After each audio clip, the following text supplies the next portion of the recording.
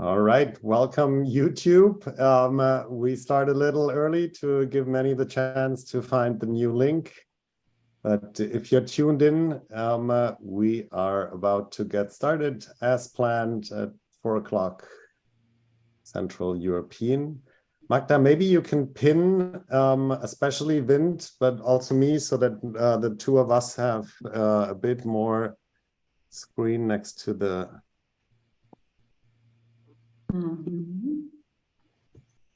We are about to get...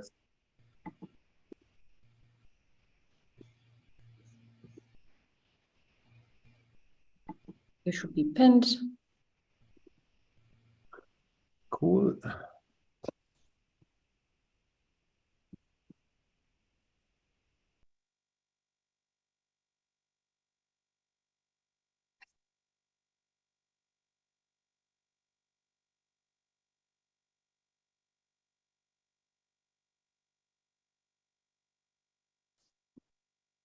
Okay, and I'm in the chat as well. It's communicated on YouTube. Hi, Rasmus. Good to see you. Can you please mute? Yeah, perfect. Magda, I think there is an option to set that new joiners are muted. That might be set.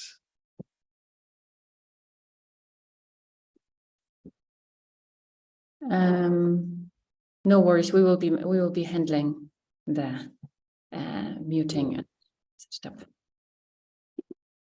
And did you pin Vint for everyone? Because for me that was not the case.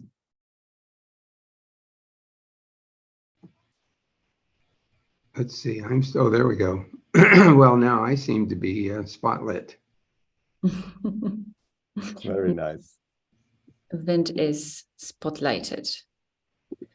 Beautiful.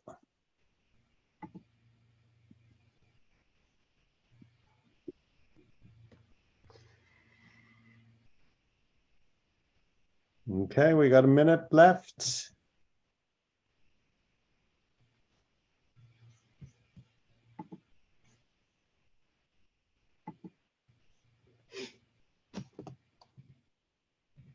As we know, Vint, these things usually take a moment for the questions to roll in. So I would suggest we start right on time, and then we have a bit more time in the end for discussion and questions.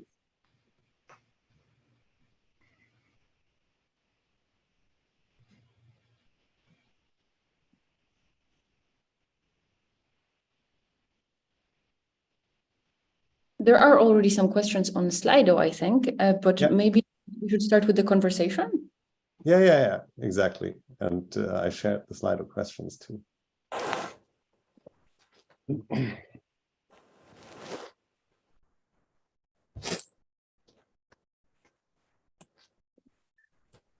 So without further ado, I would suggest we get this event rolling. Vint, we're so happy to have you here.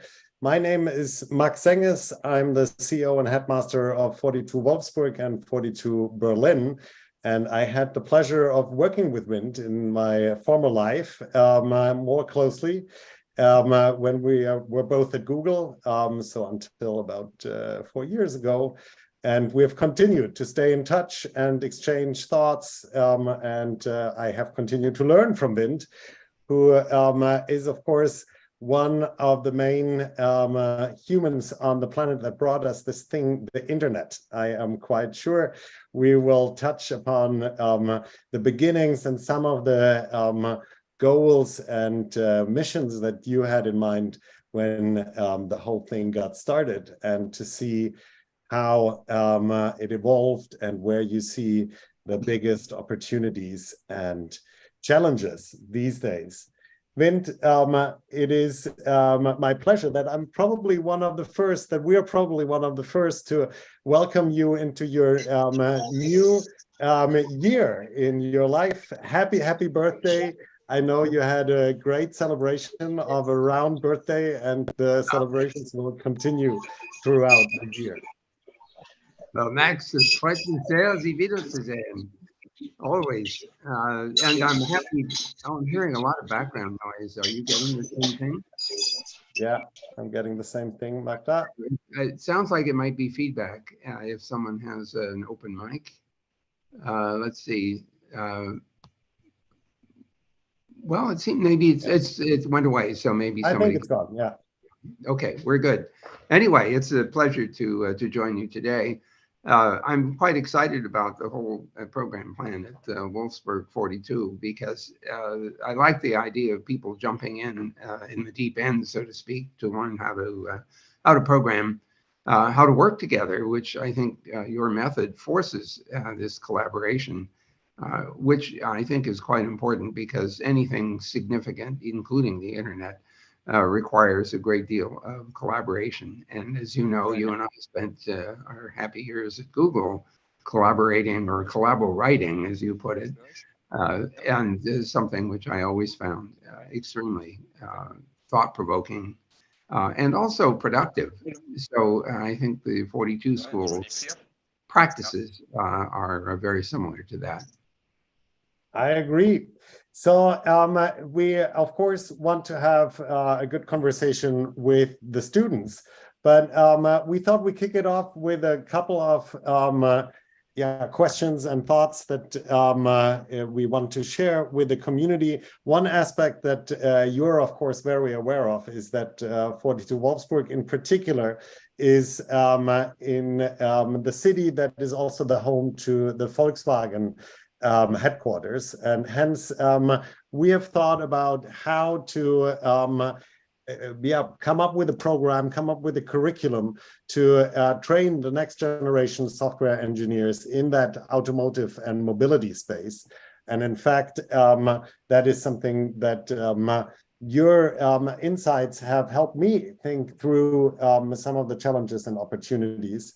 So we will dig into that in a moment, and I'm happy to share with those who are curious that we are still open for applications for the first kickoff of the 42 mobility curriculum in September. So if there are 42 advanced students on this call, and I think there is quite some, please have a look at that link and feel free to get in touch with us to learn more about the program and potentially join us in September. Now, to start our conversation off, Vint, I couldn't resist to ask you the follow-up question, so to say, to the reason why our school is called 42. For those who might not know, this is coming from the Hitchhiker's Guide to the Galaxy, and we will post a conversation that Vint and I had about a year and a half ago, where he actually shared how he met Douglas Adams at a party, and that he is indeed quite aware and fond of the Hitchhiker's Guide to the Galaxy. Now, in the book, of course, the supercomputer calculates that 42 is the answer to the meaning of life, the universe, and everything. But the remaining question is, if you were an infinitely powerful supercomputer, Vint, why do you think the answer is 42? Wow, that's a really interesting question. And it's related to another recent discovery. Some of you will know that I turned 80 last week, literally 3 days ago. That's in decimal. But I've been telling everybody I'm only 50 in hexadecimal. And so 80 is the new 50. So 40, I don't know, 42 in hexadecimal. Let's see, that's 66. I don't know if that does very much for us at all. It's not 100% clear to me why 42 is the answer to everything. It's 6 times 7, which is 2 times 3 times 7, which is, you know, not a particularly exciting sequence. Doesn't open any locks, and it's not the key to anybody's cryptocurrency.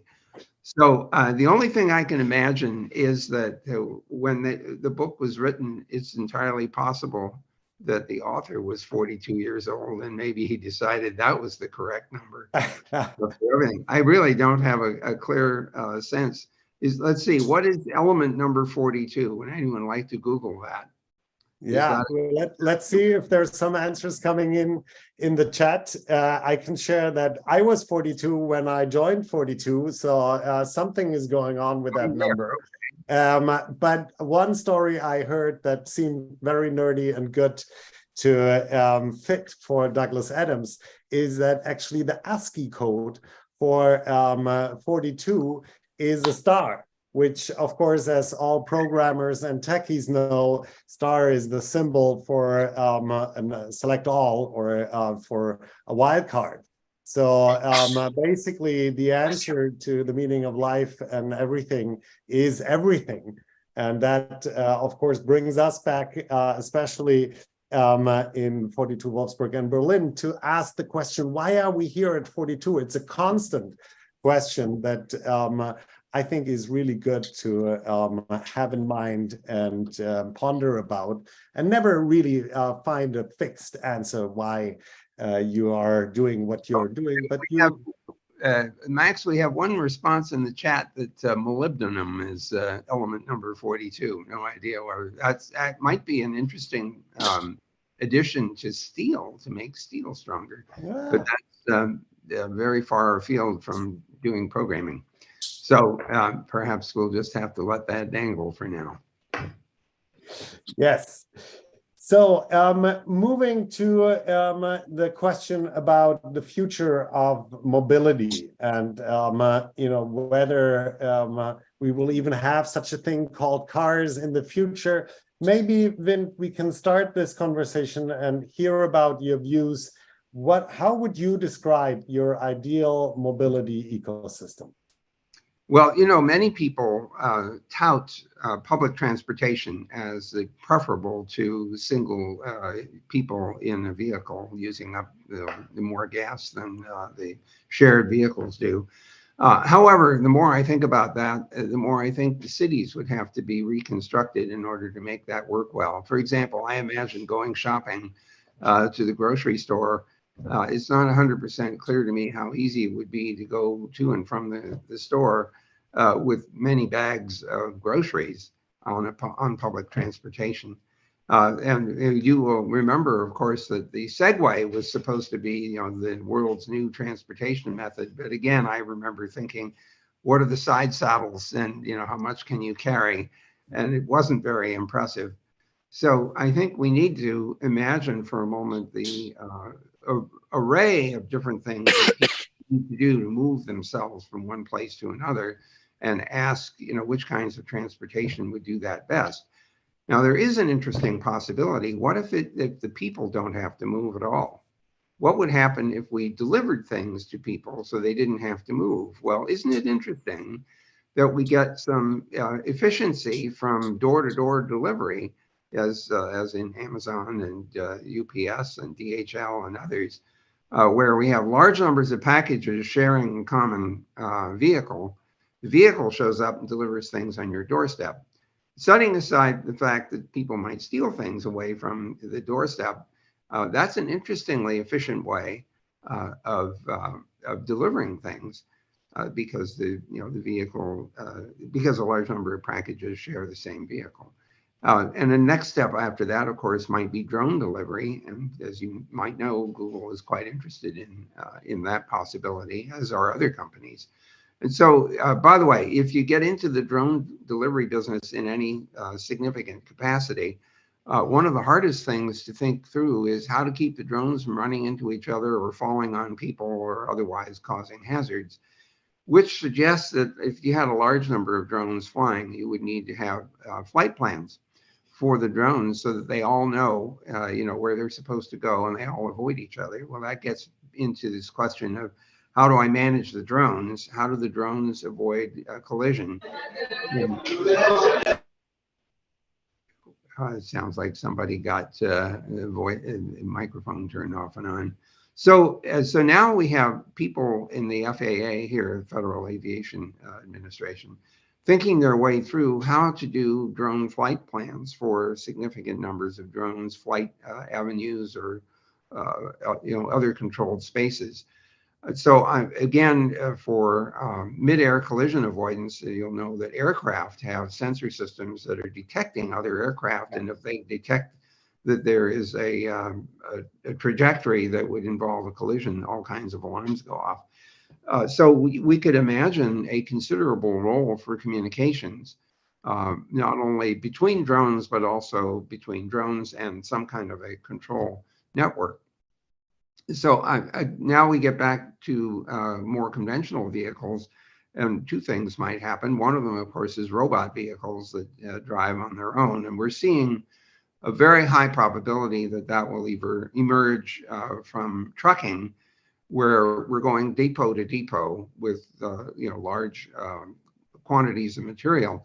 The trucks on the highway could reasonably navigate, since the highways are fairly regular in their form. Navigating in a neighborhood and navigating in an underground garage is much harder. And so I would imagine depot to depot autonomous traveling, followed by the moral equivalent of open and distribute. You unpack the vehicle and you distribute the goods, possibly with human assistance. So I'm anticipating a great deal of autonomy, and that suggests a great deal of software development required. As you know, at Google, in one of our companies called Waymo, has been developing self-driving cars, and I can tell you that it's been a 15-year odyssey and still more to learn. So there's plenty of software that will be involved in all forms of vehicular mobility and alternatives to moving people. And I cannot resist, now that you described this drone feature even more so than what is happening on the ground, isn't it that in a way the internet is going three-dimensional? That, each drone is like a package, and you have to coordinate. I remember chatting to some folks who were basically doing this flight control system for drones, and yeah, I mean, that is a little bit like 3D packet switching.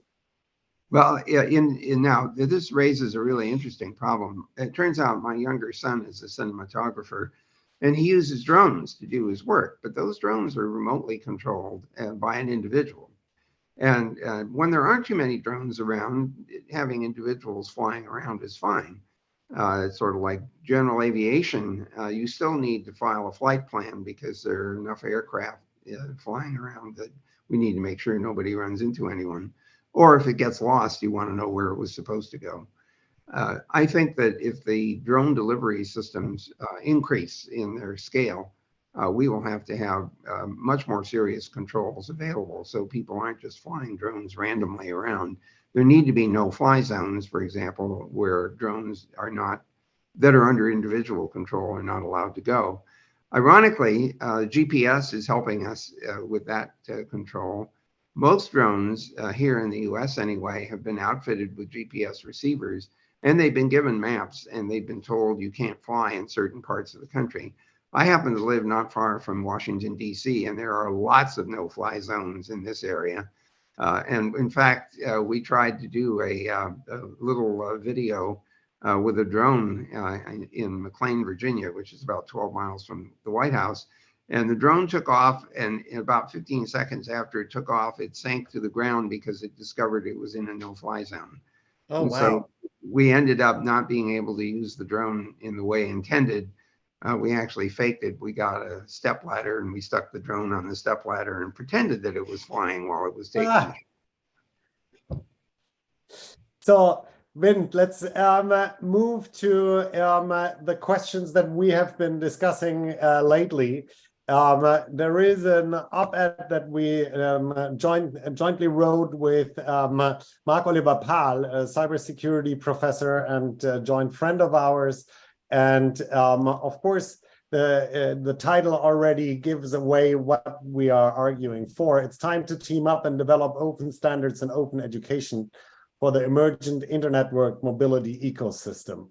Now, give our listeners, our viewers, some thoughts on open standards and open education in this space. How do you think this might develop, especially with the incumbent industries, right, not being used to the same style of shared development, etc.? I'd love to hear your views. Well, certainly in the vehicular business, one wants to differentiate their one car from another, and so the idea that you have common standards sometimes pushes against the sort of vehicular uniqueness. On the other hand, making things interwork is super important. Spare parts and so on to assemble automobiles can be much more efficient if things are standardized. And so we have, certain standards for the size of bolts and screws and other things of that kind to simplify both assembly and repair. I think the same argument can be made, especially as we start to drift towards autonomous vehicles or semi-autonomous vehicles. We want to have common standards, partly for the reason that we want the systems to function well. We would like them to use common technology, common software that has been tested and that we can rely upon. I think everyone who has ever sat in an autonomous vehicle, and I'm one of them, would like to be reassured that the software that animates the vehicle has been thoroughly tested and that it's widely accepted that it's safe. So commonality and standardization will be important for that reason.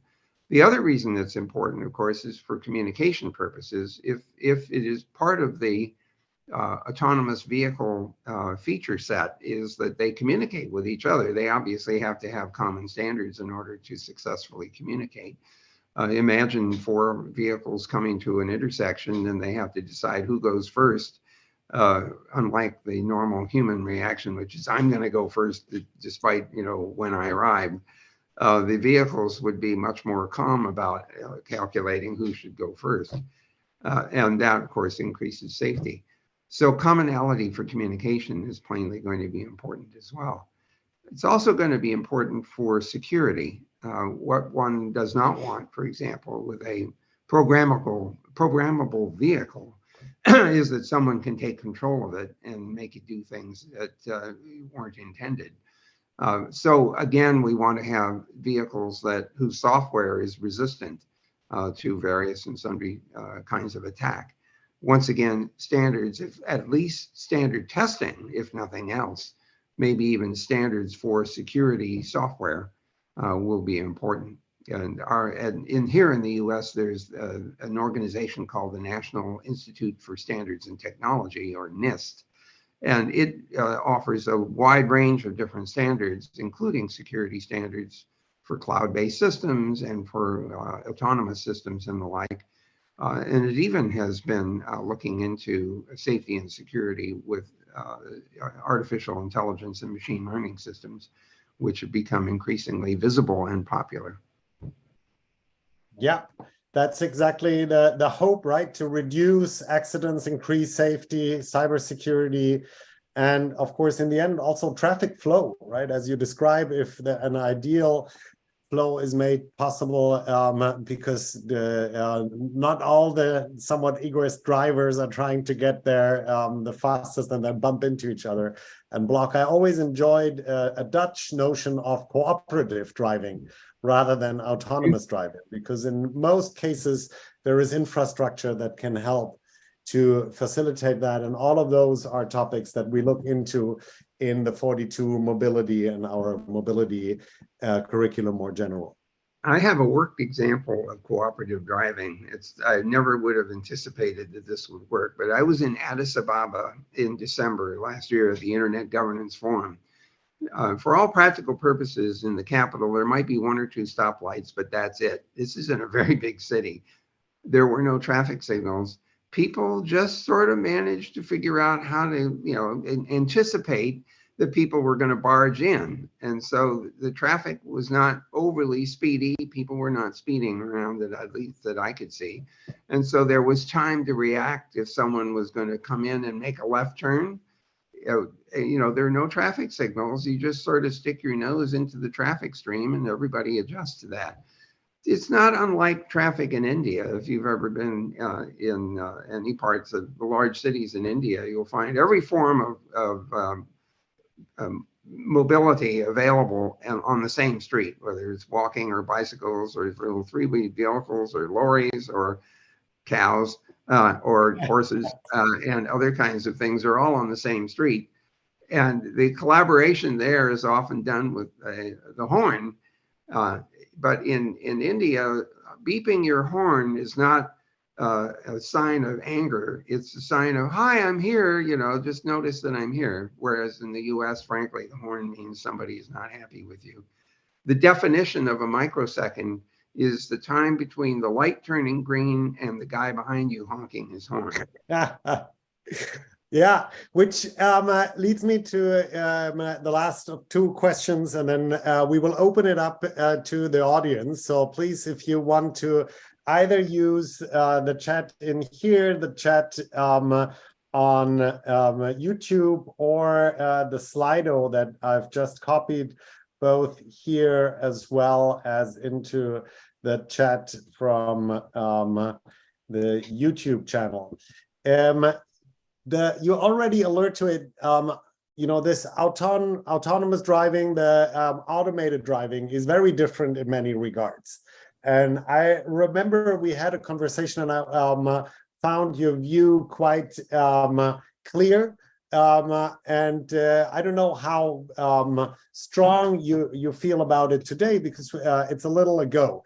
There is an experiment at MIT that they call moral machines, where they're hypothetically asking users that come to the website to decide what an autonomous car should do, whether it should drive over a grandma or two children or 5 grandmas and one child, things like that.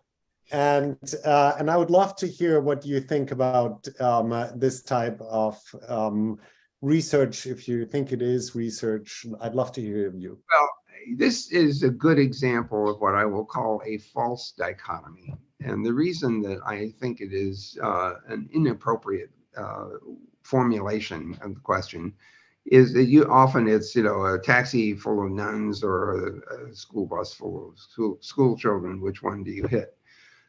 First of all, the vehicle may not have any idea who is in the vehicle. And so it can't even be confronted by the question because it doesn't know. The primary first directive, of course, is don't hit anything.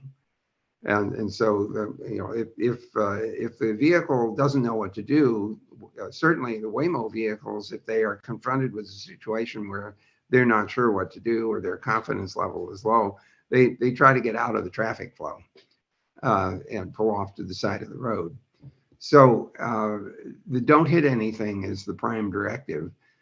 If it's unavoidable, then I don't even think that the vehicle has a whole lot of choices while it's trying to avoid hitting things. It's not 100% clear to me how well a vehicle will be able to identify what it might hit. Now, clearly, at least ours at Waymo try to distinguish among pedestrians, people on bicycles, other automobiles and trucks, stationary things like trees. In fact, I often wondered how the vehicle can tell the difference between a parked car and a tree, or a moving tree or a moving vehicle. And apparently there are ways of noticing that the tree is moving exactly as fast as you are, except in the opposite direction, which says it must be stationary, as opposed to a vehicle which is moving with you. So even cars can figure out that trees are stationary. I remember wondering how it could tell that a tree wasn't a person, because when you pull up to an intersection and you stop, you don't want to wait for the tree to cross the street because it's not going to do that. So how do you tell the difference between a tree and a pedestrian? And so there are these recognition things that have to be catered to and programmed for. So I think that there will be serious questions that the vehicles have to respond to, but I don't think the way you just formulated it is one of the questions that the vehicle will have to wrestle with, because it won't have enough information to have that dilemma on its doorstep. Very true. One aspect that I think is also important to point out here, though, is the biggest question is whether it's okay to protect the driver at what cost, right? That is a decision that is very difficult to include in the process making, right? Are you willing to endanger the driver because you want to do a maneuver that potentially protects others outside the car? These are really open questions, and I don't think that we have the answer yet. Well, I think if I were designing an autonomous vehicle and I was concerned about passenger safety, which I hope I would be, I think my primary concern would be for the design of the vehicle itself in order to protect against various collisions, because that's the primary risk that you have in a vehicle as a rider, is that the vehicle collides with something. So the don't hit anything is a protective move for the passengers as well as it is for anyone outside of the vehicle. So the second thing that, as an example, Tesla has been tested and its frame is quite strong. In fact, my recollection is there was a story about a crush test in which the crusher broke before the car did, which is a pretty impressive result. So I would be much more focused on that. Don't hit anything, and build a highly safe cocoon to protect the passengers. Very cool. Then now the last section that is between the two of us, I wanted to quickly bring up a couple of terms and ask you to share a sentence or two in free association what you associate with it, what you think about it. So the first one is dream car. I'm sorry, I didn't hear the word. Say again. Dream car. Oh, a dream car. Well, Tesla for me, because we have two of them and we really like them. Nice. Sustainable driving. Autonomous vehicles and electric vehicles sounds like a great start. Now, you already took that one away, but maybe you associate something different when I say Tesla. Well, it's my car and its license plate, which says Surf's Up. Yeah. Traffic jams. Will we have more or less in the future? I hope we'll have less because we'll have smarter vehicles and smarter traffic control. Flying cars. Well, pipe dream. We've been trying to get flying cars for a long, long time. I was hoping for a flying car in 1980, and I've been deeply disappointed. So what do you think cars will be called in 50 years? They'll still be called cars. I certainly don't think they'll go back to horseless carriage. All right, not space shuttle. Probably not. I know you're very engaged with the United Nations. What comes to mind when I say United Nations, UN? Secretary General, huge job. And who, by the way, who is an engineer. So for all of you who are listening, it's very important to know that even engineers can take on extremely weighty tasks in the policy space. 4 more to go. Roles on the internet when it comes to sustainability. I think, wow, computation, computational X for many, many different values of X. We are moving into a period of time where computation is a core part of science and engineering. We're using computer-based tools now to do so many different things. And so sustainability will certainly involve a lot of computation. Now there's a good one. Quibbles. I'm sorry, say again? Quibbles. Quibble? Quibble? Quibble. Star Trek quibbles. Oh. Wow. All I can think of is the episode where all the little tribbles landed. And in fact, I used to have a bowl of about 20 of them. And it was a wonderful episode. Very cool. Let me share with our audience what we have been talking about. Vint is a big Trekkie, and we'd love to get some of them on the go. Now, don't be evil. Well, that was our motto at Google. I think we still feel that way, although I don't know whether the words are part of our charter. But I think most of us at Google would not want to be evil, so we try not to be. And last but certainly not least, and I could imagine that we get into that space when we're looking in the student questions, general AI. Something to be deeply concerned about. We are far from harnessing the power of machine learning, which is primarily the way AI is currently manifest. We have a long ways to go, I think, to control its hallucinations. But we have already seen powerful results from various kinds of machine learning, for example, protein folding, identification of small molecules that might have an effect on metabolism or on disease. So I am very, very excited about artificial intelligence for very specific tasks. I'm less persuaded at this point that the general artificial intelligence is within our grasp, although we know many people are trying to find ways of making those systems work. Awesome.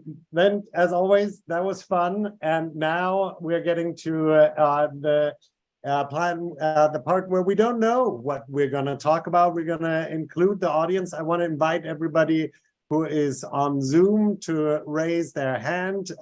So we might get a live question in as well. We do have some already on the Slido, and we also have one here in the chat from Ralph, who I believe is one of the 42 Wolfsburg students.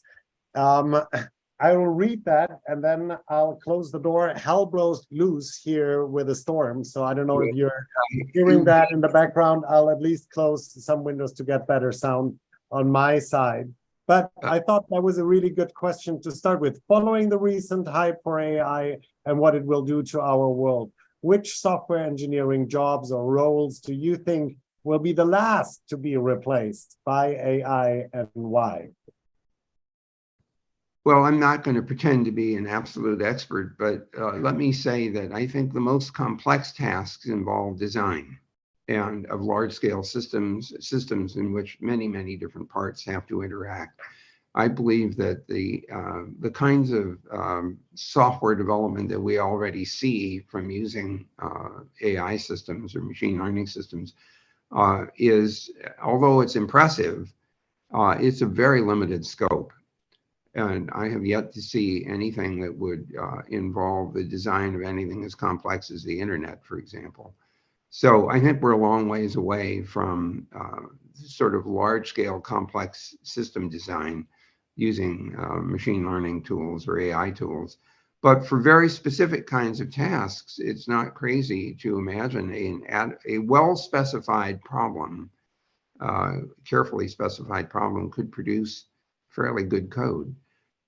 But again, I don't pretend to be expert in the use of those tools. I agree. Max, Thanks. Max, I have the Slido in front of me. Would it be useful if I just tried to respond to some of those? I think that would be most efficient. Thanks, Vint. So the first question that I have showing is from Bruno, and it says, how is open standard data protected from malicious actors? Probably the strongest thing that you want to do is to make sure they can't modify the data. And so that means essentially calculating a digital hash over the data and then digitally signing that hash so that if there is a change, you can check to see whether or not the data has integrity. That would be my first reaction. Georg has a question. Why do you decide to develop TCP/IP standards? What was your motivation, interest, perspective to create that? Well, the answer is I was confronted with the problem of multiple networks of different kinds of packet switch networks with very different parameters. One was mobile radio, another one was satellite based, and a third one was the wireline ARPANET. The Ethernet was a fourth one, all of them with very different characteristics, different addressing structures, different speeds, different latencies, different error rates. And the question was, how do you make this all look uniform to any computer connected to any one of those networks? So when Bob Kahn and I were working on this, it was a network of networks of very differing kinds to be interconnected and made to look uniform. And that's what TCP/IP did. So this was actually a problem posed by the American Defense Department, as opposed to me waking up one morning saying, ha, I'm going to design the internet. So really, again, a collaborative activity and a problem presented. By the way, as far as I can tell, engineers love problems. Just give me a problem. That's what engineers say. Mohammed has a question. What's your thought on how can industry and educational institutions collaborate to transform knowledge sharing and the hiring process as AI technology advances? Well, let me separate knowledge sharing and hiring for a moment. Knowledge sharing, we've already seen, is a very powerful tool. We see that in the World Wide Web. We see it using Google search. And now we're starting to see it with the large language models, which ingest huge amounts of text effectively and then make it available to you by responding to a prompt, which could be a question, or it could be a statement, or it could be a request. The biggest problem that I see with the large language models right now is that they ingest all of this information. They have a statistical model of how various words relate to each other, or as they call them, tokens. They can generate text, which looks very glib and reasonable because it's drawn from grammatically well-structured content, but it also doesn't know when it's lying. And so it doesn't have any concept of the truth value of anything that it generates from these large language models. And I'm very much worried that we will pollute our information environment with non-factual content generated by the chatbots. And that, I think, is a big concern. Oh, this is interesting. I'm seeing now that the Slido is changing the order of the questions. And the consequences, we have to remember which ones we didn't answer yet. So Lee is now the second question on the list. I was wondering about an anecdote when you were developing TCP/IP. How long did it take you to prepare the logic and source code? So the answer is that it took 6 months for the conceptual design that Bob Kahn and I did in 1973, followed by 1 year with about a dozen graduate students building the state diagram for the TCP protocol before IP was split off, followed by about another 4 years of implementation and testing to discover what we got wrong. And so by the time about 1978 rolls around, 5 years into the program, we have stabilized with TCP/IP version 4. So it really took quite a long time. And then another 5 years to implement the now stable design on as many different operating systems as possible. So from the time of concept in 73 to the time that it was turned on operationally in 1983, 10 years have elapsed, and a fairly large number of people, probably measurable in the hundreds, have been involved in its development. Now, if I may, Vint, just as a reminder for those on the Zoom call, there is a reactions and a raise hand. So we have a couple of questions that are coming in through Zoom as well. Of course, it would be nice, Maira, for example, if we could give you some airtime and join the conversation between Vint and me for a little bit. But for the moment, we don't have a live question. So Vint, why don't you tackle a couple more? Okay, I will go back to, oh, here's an interesting one that's on the chat. It says, do you think Web3 will be largely used? How do I think it will be used in the future? I have to tell you, the Web3 terminology is disturbing because I'm pretty sure Tim Berners-Lee did not think in terms of Web 1, Web 2, or Web 3. In fact, I think I've heard him say that. However, I think your question is the current style of the web, of course, is quite powerfully interactive, and it's computable. Let me and use an anecdote here. In 1988, Bob Kahn and I were studying digital libraries, And we had the idea that a piece of software, which we call a knowledge robot, or NOBOT for short, could be launched to move around in the web and to respond to questions, and by interrogating various databases and doing queries for us, bringing back the information to us, and then responding to answer our questions. And we actually implemented a little bit of a prototype, but it didn't go very far with this mobile software. And the reason in part is that around that same time, 1988, the Morris worm struck the ARPANET, and everyone said, we don't want mobile software. It's scary and it does all kinds of damage. And so, go away. Here it is, 2023, and I want to remind you how the World Wide Web works. What happens? You click on a link that takes you to a website, and you download a chunk of HTML or HTML5 or XML. And then what do? Your browser interprets it. So you just ingested a piece of mobile software and then you ran it on your computer. And so we have NOBOTs. It's just that they kind of work a little differently than we expected. Instead of pushing them out to land somewhere, you suck them in and then you run them. So my general sense is that the Web3 will become a highly interactive environment.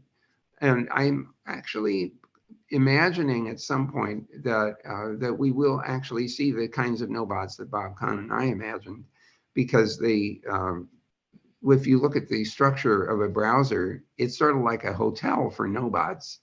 And you can imagine sending a NOBOT to the hotel, interrogating the concierge to find out what services are available, running the program in order to perform whatever the function is, and then having it come back and say, here's the answer. So I'm pretty sure we will be launching concurrent activities, concurrent computations in the Web3 environment. Thank you. Shall we go back to Slido now? Yeah, or maybe to be fair also to our YouTube viewers, there is a couple questions here as well. Mari Marcielo, Mr. Cerf, can you share your thoughts on cybersecurity challenges and measures for protecting autonomous cars from hacking and ensuring passenger safety? Sorry, Max, I transferred all of the YouTube questions to Slido, just so that we don't... Very smart. That's why they were popping up. Yes, thank you so much. Thanks. Okay, so I think we've answered the second one, which is the compelling argument for mobility companies to adopt open standards. I think we went through quite a list of reasons why open standards would be important. Lee's question we answered, Georg's questions we answered. We responded to Mohammed's question. I actually didn't answer the hiring process part. I am very concerned about the use of ML for hiring purposes, for evaluating resumes and things of that sort. I think we're not yet ready to rely on software to do that. I think at Google, we would much prefer to have real interactions with potential employees to see how they respond to various kinds of questions. So I'm not too excited about using AI for hiring. Chris asks, can you describe the feeling and the environment in which you worked at DARPA? And what makes an environment where progress and innovation can take place? Chris, I think that the strongest way I can describe that is freedom. It was astonishing. I was given the authority and the wherewithal to spend money for the Defense Department on research problems that I thought were important. I was allowed to dive as deeply into the problem as I wished, so that when I went out to talk to a principal investigator, we were operating and engaging not just at the programmatic level, but down in the core, as much as I wanted to dive that deep. And so the freedom to pursue some of these ideas and pay for their further development was just, it's incomparable. I've never worked in an environment that was as energizing as that. Although I will say that Google comes very close to that, because we're also giving our employees a great deal of autonomy in terms of what they end up choosing to do. The next question that's on the list in the order, anyway, is can you give us your point of view about the future of personal cars? Shouldn't we start sharing vehicles? Let me tell you that I occasionally thought about this and came to the conclusion that for certain purposes, that will work. In other words, we do this all the time with taxis. We share those vehicles. On the other hand, I can't imagine sharing a personal vehicle, because what if you want to leave things in the vehicle that you would like to have at all times when you're traveling? Then how many different people will have their stuff in that shared vehicle? So I think you have to think carefully about the circumstances under which you need vehicular transportation. In the case of going shopping, for example, presumably you're going to take everything out of the vehicle and take it home. And so that would work. And so think about all the applications where taxis are common, or Uber is common. That's a shared vehicle, and we're already doing that as much as we can. Ideally, of course, you might want to avoid polluting transportation entirely, and that's why the autonomous delivery, drone delivery, and things like that might turn out to be important. Let's go down to, let's see, we did Chris's first question. Chris had another question. What advice do you have for young people who are at the beginning of their careers? Well, I'll tell you, Chris, some people come and they say, can you help me plan my career? And, my first reaction is, no, I can't. And the reason is that no successful person that I've ever met has ever planned their career, including me. However, what I have noticed is that people with successful careers have been very attentive to opportunity popping up. Sometimes opportunity shows up in a way that doesn't look like an opportunity, like you just lost your job, or your company collapsed, or your dissertation didn't work. Where something that looked very negative happens. But when those kinds of things happen, they kind of force you into a fresh look at what should I do now? And it's the sensitivity to opportunities that those moments often produce. So I have, in my case, I have been very, very fortunate to have been offered opportunities to do things that I wouldn't even have imagined had I not been invited to do that. So I was invited to join the Stanford faculty. I never expected that to happen. I was asked to come to ARPA and run the internet program. I didn't expect that to happen either. But when I was asked, I thought about it. And to be really honest with you, I'm embarrassed to tell you that when I was invited to join the Stanford faculty, I said no.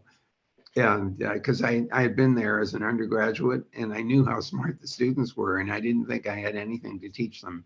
But the Stanford recruiting team would not take no for an answer, and they were calling on the phone, in a chain.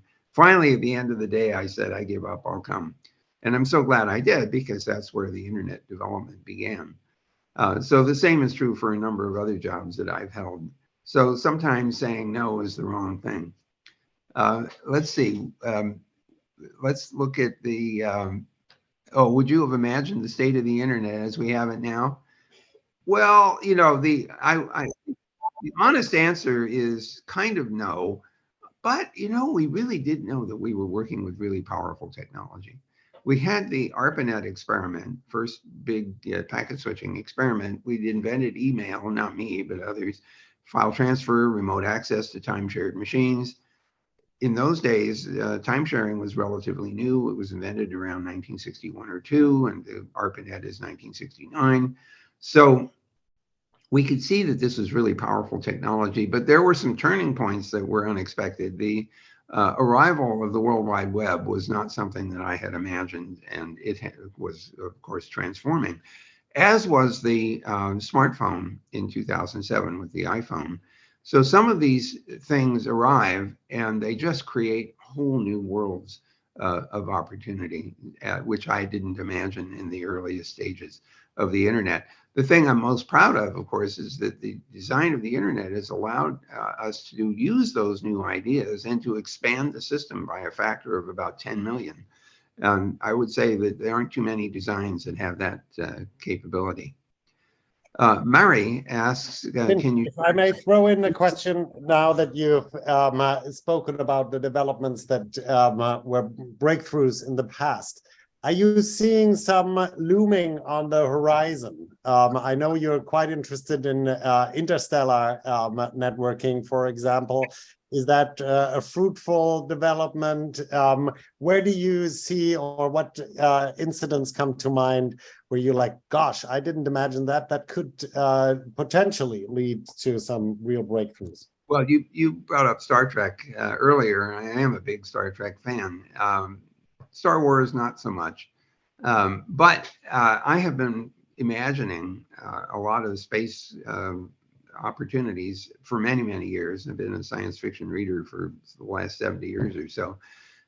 In particular, way back in 1998, as you know, I started working with a team at the Jet Propulsion Lab on the design of an interplanetary, not interstellar. We have looked at that, but an interplanetary network is well underway. We have prototypes operating on Mars. We've been running the interplanetary protocols on the International Space Station, on some low Earth orbiting satellites. We'll be a part of the Artemis mission in the mid to late 2020s. So the design and architecture of an interplanetary system is quite real.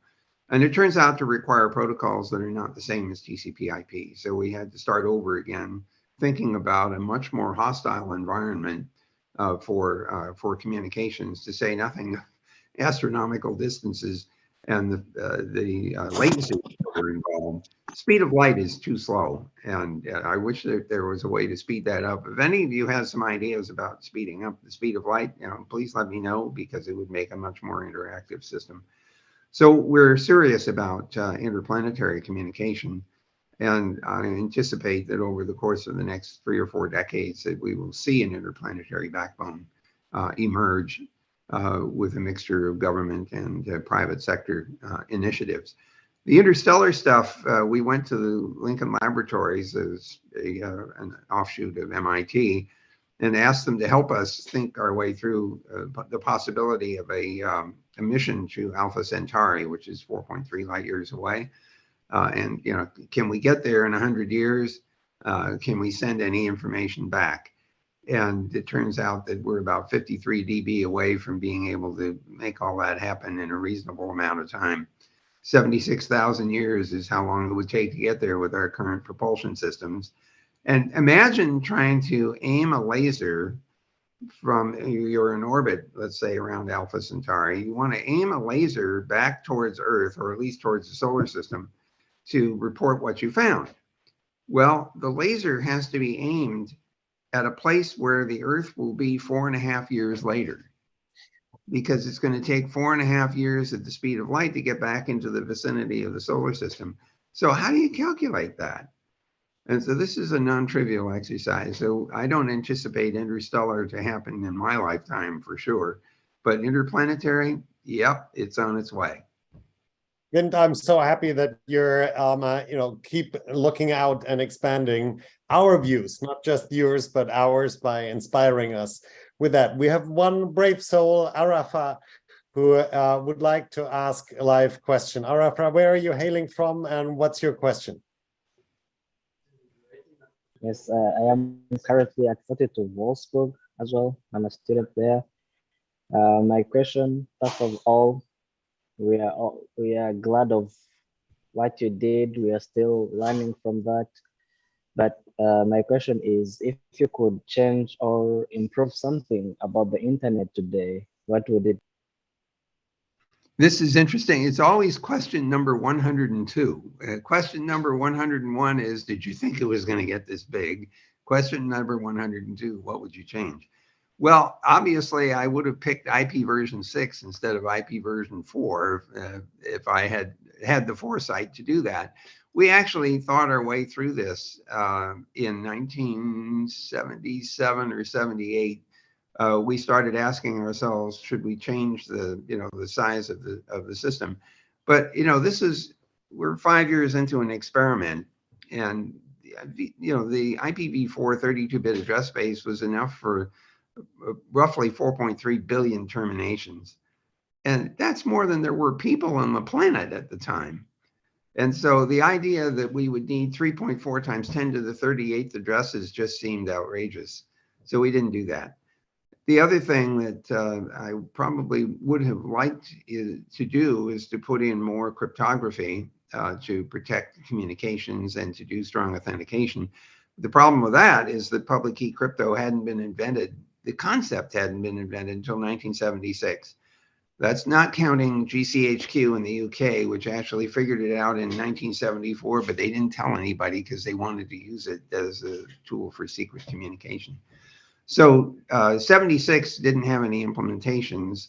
By 78 or so, I'm freezing the protocol so we can implement them to get them out, actually test the system. And I didn't want to try to force the RSA algorithms in and delay the testing at scale. But I knew that we could introduce the public key crypto. I mean, it was very clear what the mechanisms would be to do that. And so I was comfortable delaying the introduction of public key crypto into the system while we tested everything else. And besides, think about it, during the early years before we turned the internet on operationally, most of the users were graduate students. And, not to insult any of you, but the last group of people in the world that I would choose to maintain key security would be graduate students who are distracted by everything else, including exams and tests and so on. And so I didn't really want to delay our operational testing of the internet by introducing a whole lot of cryptography.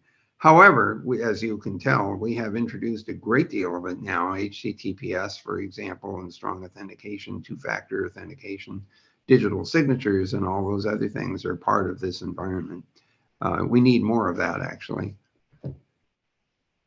Vint, as always, time is ticking so fast when you're involved in a conversation, and there are so many more questions on the Slido. We won't be able to get to them.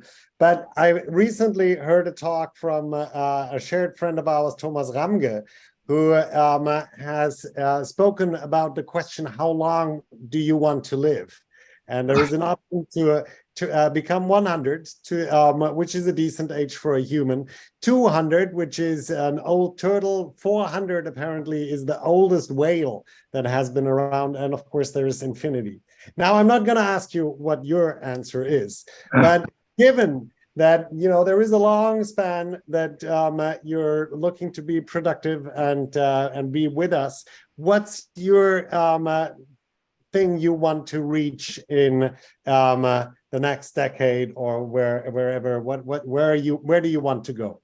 Well, certainly within the next 10 to 20 years, if I'm given any of those, I hope to see the interplanetary system up and running and fully operational. It will be very exciting to feel as if I was part of the beginning of that important communications capability, which will be needed to support manned and robotic space exploration and its commercialization.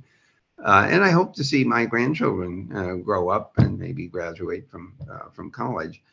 But health is, of course, the most important thing, not age, but rather you want to live as long as you can while you're healthy.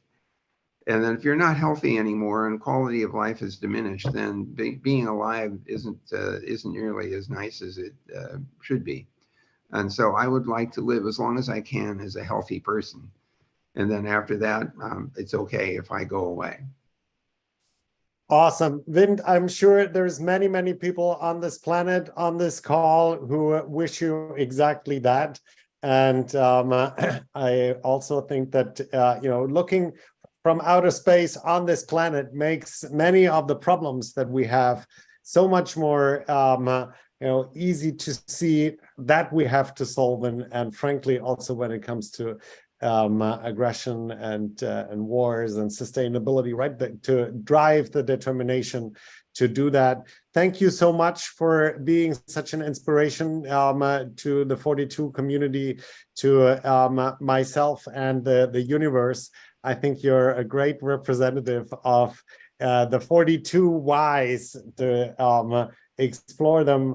Thank you so much for your time. Thank you, 42 community out there, and all the guests and listeners who are coming to us later. I hope you have a wonderful Monday.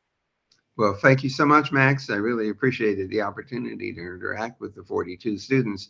You know, I just wish that we could have the same degree of cooperation for geopolitical problems that we have had in the development and expansion of the internet.